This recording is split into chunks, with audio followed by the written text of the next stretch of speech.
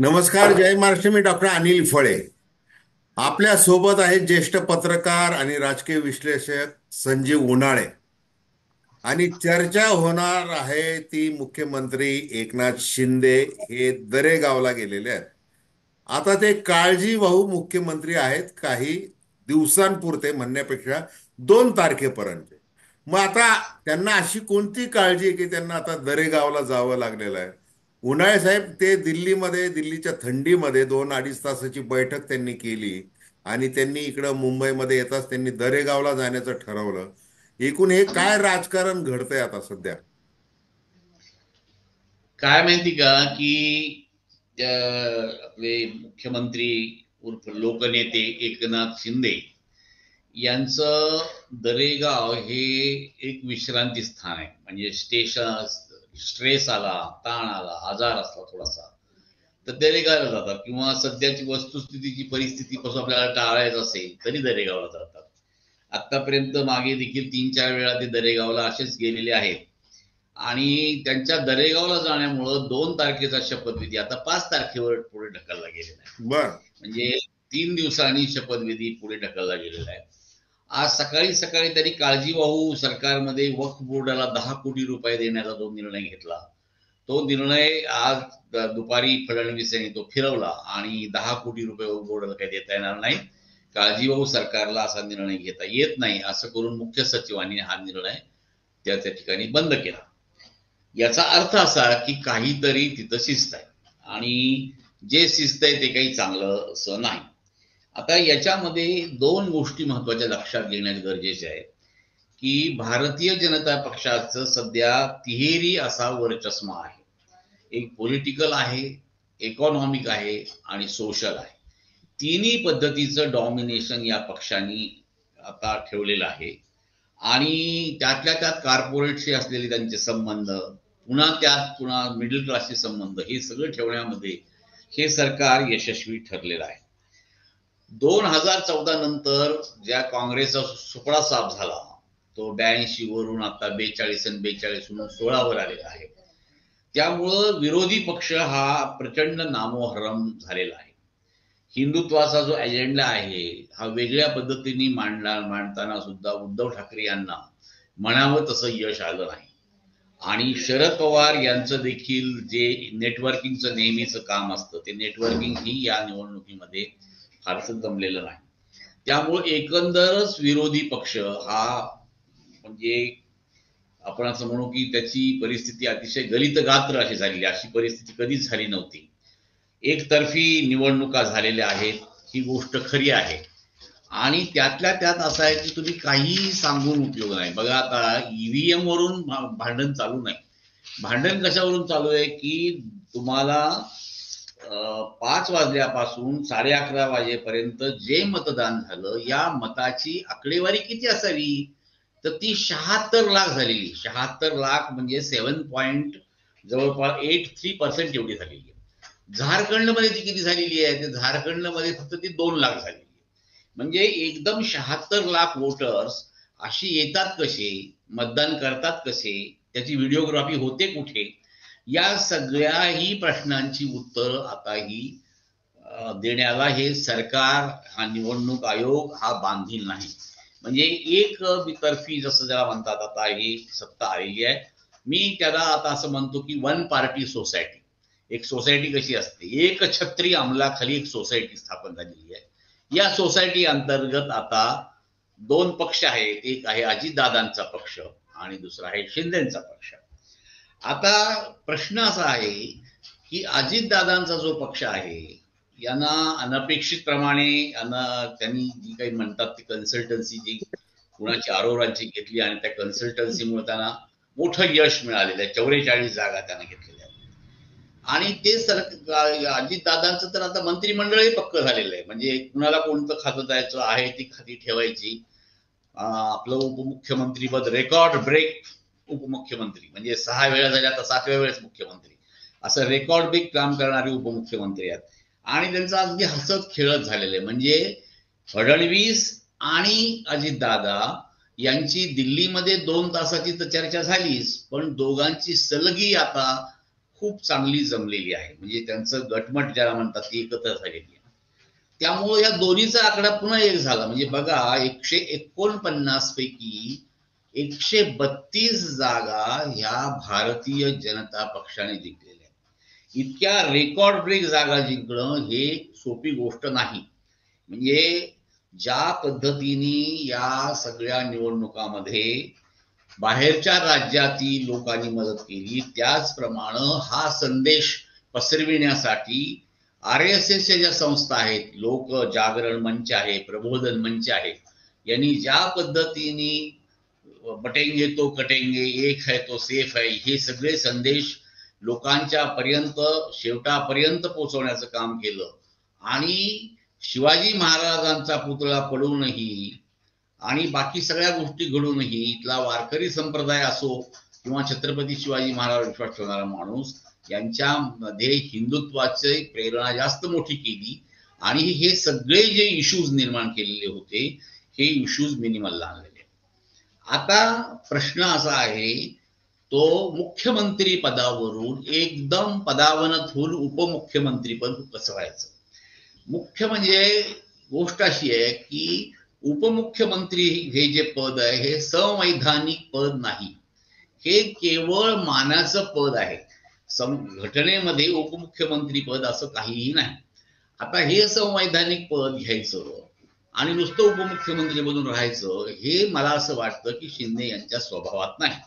शिंदे यांना किमान पक्षी गृहमंत्री पद तरी पाहिजे आणि हे गृहमंत्री पद द्यायला काही भारतीय जनता पक्ष या क्षणाला बांधील नाही.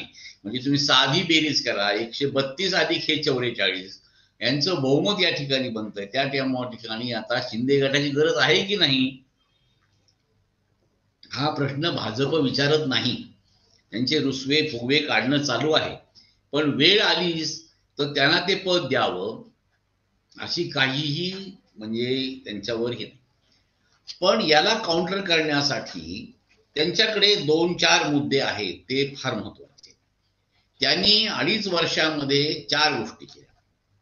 एक गोष्ट अशी केली की आपण एक लोकनेते आहोत, लोकांचे नेते आहोत, लोकांसाठी झटणारे नेते आहोत अशी प्रतिमा निर्माण करण्याचा प्रयत्न केला. 2.5 वर्षामध्ये असा लोकनेता झाला नाही इतक्या कमी दिवसामध्ये, कारण त्याची जी जाहिरातबाजी जी करण्यात आली ती इतक्या मोठ्या प्रमाणावर करण्यात आली की खरोखरच हा लोकनेता आहे. दुसरी जी त्यांची जी व्यवस्था आहे ती म्हणजे मी कॉमन मॅन आहे. म्हणजे RK लक्ष्मण यांचा कॉमन मॅन पाहिला तर तो कॉमन मॅन कुठे आणि एकनाथ शिंदे कॉमन मॅन कुठे. एकनाथ शिंदे खरोखरच कॉमन मॅन आहे. म्हणजे इतक्या सामान्यातून म्हणजे रिक्षा चालकापासून चढत चढत वर आले आणि अंतरिक्षापर्यंत गेले, इतके उंच गेले की त्यांनी सगळ्या जणांच्या म्हणजे भारतीय जनता पक्षाला जाहिरातबाजीमध्ये मागे टाकलं आणि हा कॉमन मॅनची जाहिरात करण्यासाठी काय मोठा हे केला होता. त्यांची तिसरी महत्वाची गोष्ट अशी आहे की ते स्वतःला मराठा सरदार म्हणतात. तुम्ही पाहिलं असेल की या 1-2-3 दिवसामध्ये शिंदे यांची मराठा सरदार आणि म्हणजे मराठ्यांचा तारणहार वगैरे वगैरे असे पोस्टर्स सगळीकडे लागलेले आहेत. हे पोस्टर्स काही उगीच लागले नाहीत. एक त्याच्या मागे एक छोटी राजकारणाची धार आहे. ती धार अशी आहे की फडणवीस हे म्हणजे कार्यक्षम असले, त्यांचा आवाका मोठा असला, त्यांनी हे संघटन जरी घडवलेलं असलं तरी ते मराठा नाही. आणि हे सगळं म्हणणं विनोद तावडे यांनी अमित शहा यांना सांगितलेलं आहे. त्याच्यामुळे कुठंतरी पाणी मुरतंय. म्हणजे अमित शहा अशा बहुमताच्या परिस्थितीमध्ये सुद्धा कशासाठी त्याला एंटरटेन करतात एकनाथ शिंदेना, हा खरं म्हणजे चिंतनाचा विषय. त्यामुळं अमित शहा यांच्या मनामध्ये काय चाललेलं आहे नेमकं हे अजूनही कळायला मार्ग नाही. कारण जोपर्यंत आता यांचा जो गटनेता आहे भारतीय जनता पक्षाचा, हा गटनेता हा देवेंद्र फडणवीस यांना निवडल्याशिवाय पर्याय नाही. कारण देवेंद्र फडणवीस यांनीच तिकीट वाटप केलेलं आहे. देवेंद्र फडणवीस यांच्या नेतृत्वाखालीच निवडणूक लढली गेलेली आहे आणि आमदारांचा जर आढावा घेतला तर देवेंद्र फडणवीसांचंच नाव येईल.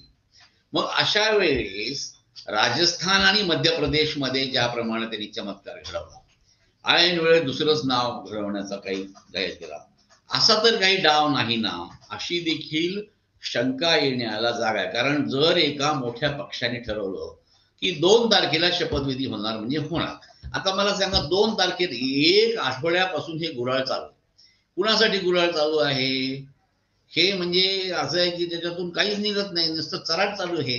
याच्यामधून निघणार काय आहे? सत्ता स्थापन होत नाही. आज मला सांगा, बहुमतामध्ये आलेल्या पक्षाची सत्ता 1 आठवडा स्थापन होत नाही, याचा अर्थ आपण काय समजायचा? याचा अर्थ कुठेतरी पाणी मुरत आहे.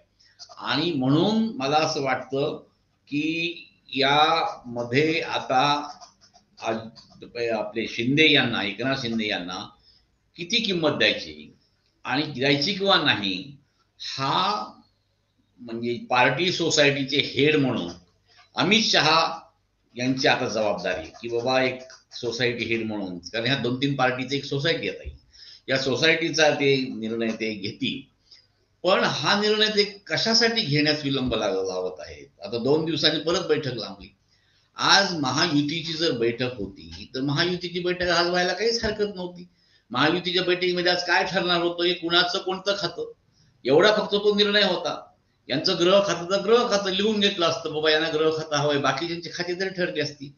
परंतु एकंदरच चित्त स्थिर नसल्यामुळं शिंदे यांनी वर्षा बंगला सोडून दरेगावला गेलेले आहेत आणि दरेगावला ते 2 दिवस तिथे विश्राम करणार आहेत. बघा, एका काळजीवाहू मुख्यमंत्र्याच्या विश्रांतीसाठी या राज्याचे मुख्यमंत्र्यांचा शपथविधी हा अजून 3 दिवस लांबलेला आहे.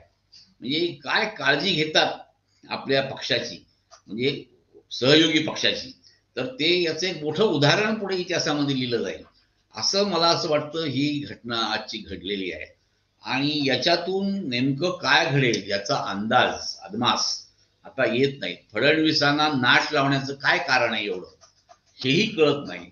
आणि बाकीचे भारतीय जनता पक्षाचे नेते याच्यावर गप्प का बसून आहेत? केवळ काहीतरी चर्चा करून आपलं त्यांचं हे करतात. आता ते गावाकडे सकाळी किती वाजता उठले, त्यांनी कसं बघितलं, म्हणजे काळजीवाहू मुख्यमंत्रीच पुन्हा सेंट्रलाइज झालेले आहेत. तर मला असं वाटतं की एकंदर राज्याच्या इतिहासासाठी ही गोष्ट काही बरी नाही. आणि त्या क्षणाने आता त्यांना जर खरंच किंमत द्यायची असेल, शिंदेना खरंच गृह खातं द्यायचं असेल तर ते देऊन टाकावं. पण हा एकदाचा वाद मिटवून सरकार स्थिर करावं, कारण या सरकार पुढे अनेक प्रश्न आहेत. मी चौथा मुद्दा सांगायचा राहिलं की ते लोकनेता समजतात, कॉमन मॅन समजतात, मराठा सरदार समजतात, आणि चौथं म्हणजे मी सर्वात लाडका भाऊ आहे असं सांगतात. काल त्यांनी दिल्लीमध्ये सांगितलं की सर्वात लाडका भाऊ जर कोण असेल, म्हणजे लाडके भाऊ तसे 3 आहेत, पण लाडके भावात लाडका भाऊ कोण सर्वात लाडका, तर ते एकनाथ शिंदे असं त्यांनी पत्रकारांना सांगितलं. तर ते हे लाडका भाऊ ही जी योजना आहे ही राबवणं एवढं सोपं नाही. म्हणजे बघा, गंमत अशी आहे की 2 कोटी लाडक्या बहिणी ऑलरेडी झालेल्या आहेत. त्या 2 कोटी लाडक्या बहिणी करताना फक्त आधार कार्ड घेतलेलं आहे, म्हणजे बहीण आहे का एवढंच बघितलेलं आहे. त्या बहिणीचं उत्पन्न किती, त्या बहिणीचं स्टेटस काय, त्या बहिणीच्या घरात किती बहिणी आहेत, काहीही नाही. आता याच्यावर जर तुम्हाला 2100 रुपये द्यायचे झाले तर तुम्हाला 58,000 कोटी रुपयाचा निधी द्यावा लागेल. आणि मी अगोदरपासून सांगत आलोय की कन्झम्पशन जी सबसिडी आहे, ही कन्झम्पशन सबसिडी ही समाजाला सवलतखोर बनवते. आणि हा सवलतखोर समाज हा पुढे कशासाठी बनवायचा? तर एकदा 1500 रुपये दिले की लसणाचे भाव किती झाले, कांद्याचे भाव किती झाले, कोणी डाळीचे भाव किती झाले कोणी विचारत नाही. 1500 रुपये दिले ना बस झालं. तर तेव्हा हे मूळ लक्ष्यापासून दुसरीकडे लक्ष वळवण्यासाठी केलेला हा प्रयास निवडणुकीपुरता ठीक आहे, परंतु अर्थसंकल्प चालवताना तुम्हाला 58,000 कोटी परवडणार आहे का? हे परवडणार नाही. मग यासाठी तुम्हाला आता हळूहळू कर्टेलमेंट करावी लागेल. लाडक्या बहिणीचं उत्पन्न किती, तिचा हा आधार आहे का, काही वेगवेगळे यार्डस्टिक लावावं लागतील. मग लाडक्या बहिणी कमी झाल्या की रुसलेल्या लाडक्या बहिणी म्हणून एक वेगळा वर्ग तयार होईल. आणि मग तो विरोधी पक्षाकडे जाईल की आम्ही रुसलेले आहोत या हसलेले आहेत. हे काय चाललंय गणित, हे काय चाललंय राजकारण. म्हणजे आपल्या अर्थव्यवस्थेचं मातेर झालेलं आहे. आणि अशा अवस्थेमध्ये तुमचं लाडके भाऊ लाडकी बहीण आणि या पद्धतीने जे राजकारण चाललेलं आहे, याच्यामधून महाराष्ट्राचं काही भलं होईल एवढंच तरी मला वाटत नाही. नाही, हे बघा, आता तुम्ही फार विस्तृत आणि म्हणजे तुमच्या खास शैलीमध्ये मार्मिकपणे त्याच्यावर नेमका वेदना ज्या आहेत मुख्यमंत्री एकनाथ शिंदे यांना या क्षणाला ज्या होत आहेत, आणि त्याला त्यांनी म्हणजे लार्जर दॅन लाईफ ज्याला म्हणू, असं अजिबात नाही. त्यांनी ते खरं तर त्यांनी ते काम रस्त्यावर उतरून म्हणा, रात्री पहाटेपर्यंत काम करत राहिलेले आहेत ते, आणि हे सगळ्या महाराष्ट्राने पाहिलेलं आहे. म्हणजे एकनाथ शिंदे फक्त ठाणे जिल्ह्यापुरते मर्यादित नेते आहेत असं म्हटलं जात होतं. आणि मग यांना सल्ला दिला पाहिजे म्हणून सुपर सीएम म्हणून सुरुवातीच्या काळामध्ये देवेंद्र फडणवीस यांनी त्यांना चिठ्ठी दे किंवा कानामध्ये सांग, असे सगळे ते प्रयोग करून झाले. परंतु एकनाथ शिंदे त्यांच्याही पुढे गेले, कारण की त्यांचा ऍक्सेस जो थेट जो आहे दिल्लीश्वरांशी राहिला. म्हणजे दिल्लीचे जसे बादशाह असतात, तसे आता दिल्लीचे शहा यांच्याशी त्यांचा थेट ऍक्सेस निर्माण झाल्यामुळं नंतरच्या काळात त्यांना काही गरज पडली नाही. दुसरं तुम्ही सांगितलं की देवेंद्र फडणवीस हेच मुख्यमंत्री आहेत. आता याच्यामध्ये याचा आग्रह भारतीय जनता पार्टीमध्ये जर सर्वाधिक कोणी धरलेला आहे, तो मातृसंस्था असलेल्या राष्ट्रीय स्वयंसेवक संघाने. त्याच्यामुळे ते येस. आता अमित शहा यांना त्याच्यामध्ये काही कॉम्प्रोमाइज करता येणार नाही अशी परिस्थिती ती आहे. त्याच्यामुळे इतर राज्यांमध्ये काय केलं तसा प्रयोग आता इथं करणं त्यांच्या अंगाशी येऊ शकतं, म्हणून तो काही तसा म्हणजे शक्यता नाही वाटत आहे. शेवटी ते मोदी आणि शाह आहेत, त्यांच्या म्हणजे ते जर त्यांनी ठरवलं तर ते काही करू शकतात, हे त्यांनी सिद्ध केलेला हा भाग वेगळा आहे. दुसरं तुम्ही जे सांगितलं की जसं आता मराठा सरदार त्यांची जी काही जाहिरात, म्हणजे ज्यावेळेला अमित शहा छत्रपती संभाजीनगरला आले होते त्यावेळेला ते होर्डिंग मोठमोठे लागलेले होते, शिंदे सरकार मराठा सरदार. त्याच्यावर काही देवेंद्र फडणवीस यांचं छायाचित्र नव्हतं. आणि काल रात्री परवा रात्री इकडं सगळीकडे मराठवाड्यामध्ये ते होर्डिंग पुन्हा जे झळकले तुम्ही जे म्हणताय, तर त्याच्यावर देखील की आरक्षण देणारा एकमेव हा मराठा सरदार, अशा पद्धतीचे ते शब्द आहेत. दुसरं एकमेव आता हे तारणहार. हं? हा, एकमेव तारणहार. हा. आणि दुसरं सगळ्यात महत्वाचं तुम्ही जे सांगितलं की गेम चेंजर जे मुख्यमंत्री लाडकी बहीण योजना. आता दरडोई उत्पन्नाचा जर विचार केला तर 2022-23 मध्ये दरडोई उत्पन्न जवळपास 2,58,000 आहे महाराष्ट्राचं. म्हणजे आता त्याचा विचार केला तर ते वरचे जे 58 रुपये आहेत प्रत्येकाच्या डोक्यावरचे, ते आता त्या लाडकी बहीण योजनेसाठी खर्च होणार आहेत, अशी परिस्थिती ती सगळी आहे. तर निर्माण आता झाली. उन्हाळे सर, मला तुम्हाला असं विचारायचं आहे की ही युती हिंदुत्वाच्या मुद्द्यावर झालेली, नंबर एक. बघा, मुख्यमंत्री काळजीभाऊ मुख्यमंत्री एकनाथ शिंदे यांनी वारंवार पहिल्या दिवसापासून सांगितलंय की उद्धव ठाकरे हे हिंदुत्वाचा विचार विसरलेले आहेत, शिवसेना प्रमुखांचे विचार ते विसरलेले आहेत. आम्ही कडवट शिवसैनिक आहोत आणि म्हणून आम्ही भारतीय जनता पार्टी बरोबर आलेलो आहोत. आम्ही काही काँग्रेस राष्ट्रवादी बरोबर आम्ही राहण्यास इच्छुक नव्हतो, परंतु 2-2.5 वर्ष आम्हाला ते तोंड दाबून राहावं लागलं होतं, म्हणून आम्ही इकडं आलेलो आता, असा एक प्रचार केला. दुसरं, ज्यांनी कूटनीती केली देवेंद्र फडणवीस यांनी आणि ती यशस्वी केली, तर त्यांचंही तेच म्हणणं होतं की हे आमचे नॅचरल पार्टनर आहेत. आणि अजित पवारांचा ज्या वेळेला विषय आला त्यावेळेला मात्र त्यांची अडचण झाली देवेंद्र फडणवीस यांची. ती याच्यामुळे ती पंतप्रधान नरेंद्र मोदी हे भोपाळच्या एका पदाधिकाऱ्यांच्या मेळाव्यामध्ये असं म्हटले होते की इनको हम जेल में डालेंगे, मोदी की गॅरंटी आहे अजित पवारांबद्दल. आणि 8 दिवसांनी त्यांना तिजोरीच्या चाव्या दिल्या, त्यांना अर्थमंत्री केलं. त्याच्यामुळे हा राष्ट्रीय स्वयंसेवक संघ नाराज झाला आणि ती किती मोठ्या प्रमाणात प्रतिक्रिया उमटली ते बघा तुम्ही. आता या ज्या वेळेला सत्ता स्थापन करायची वेळ आलेली आहे, एवढं मोठं बहुमत मिळालेलं आहे, आणि त्यावेळेला आता अजित पवारच हे उपयोगाला येतात आहे. म्हणजे आता बघा तुम्ही, आणि हे पूर्ण वेगळी विचारधारा आहे. म्हणजे बटेंगे तो कटेंगे अशी भाषा तुम्ही वापरू नका, असं अजित पवारांनी भाजपच्या सगळ्या नेत्यांना बजावलं होतं. अगदी मुंबईला मोदींची सभा झाली तिथे सुद्धा ते गेले नव्हते, कारण 4 मुस्लिम उमेदवार हे घड्याळाच्या चिन्हावर मुंबईमध्ये निवडणूक लढवत होते. या परिस्थितीमध्ये तुम्हाला काय वाटतं? आता ही कुठं विचारधारा जुळत नाहीये. अजितदादा पवार आता जवळ आलेले आहेत फडणवीसांच्या. आता तो पहाटेचा शपथविधी पण वेगळाच, म्हणजे ही त्यांची जी मैत्री आता ती आजी वृद्धिंगत झालेली आहे.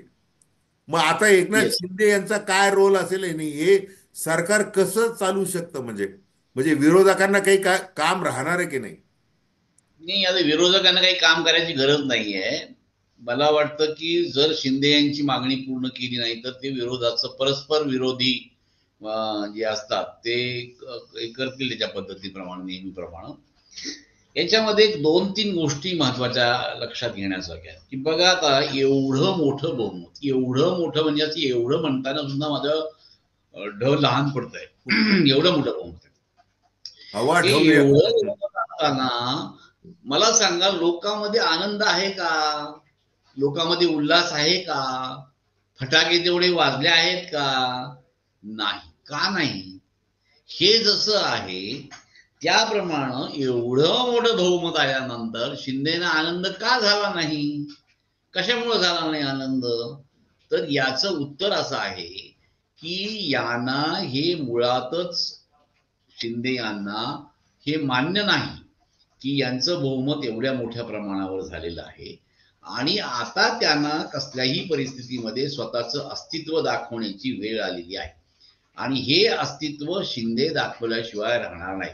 शिंदे यांचा एक स्वभाव आहे, ते कॉमन मॅन आहेत, त्यामुळे सामान्य माणूस जसा हट्टाग्रही असतो त्याप्रमाणे ते हट्टाग्रही करणार. आणि आता खरी परीक्षा ही भारतीय जनता पक्षाची, की यांचे हट्ट पुरवायचे का हा बालहट्ट समजून त्याला दूर करायचं, हे आता भारतीय जनता पक्षाच्या अमित शहाना निर्णय घ्यावा लागेल.